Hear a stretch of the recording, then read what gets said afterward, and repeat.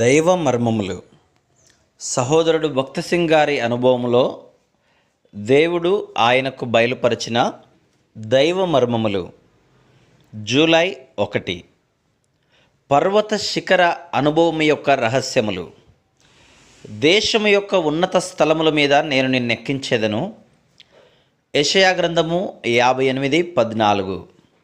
మనము దేవుని వాక్యమును చదువుచుండగా లేఖనములందంతటను ఎట్లు దేవుడు తన్ను తాను మనుషులకు బయలుపరుచుకున్నట్టుకు గాను పర్వతములను ఉపయోగించనో మనం చూడగలము.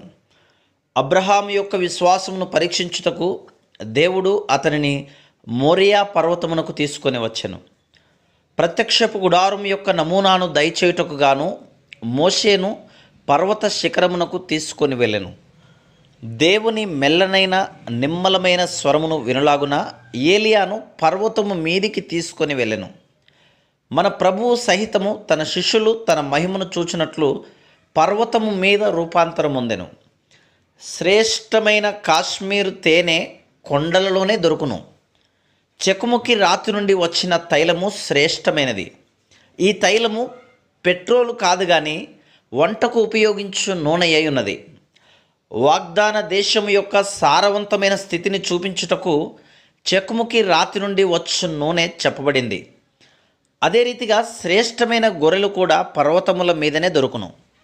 శ్రేష్టమైన దూడలు స్విట్జర్లాండ్ దేశంలోని ఉన్నత పర్వతముల మీద దొరుకును.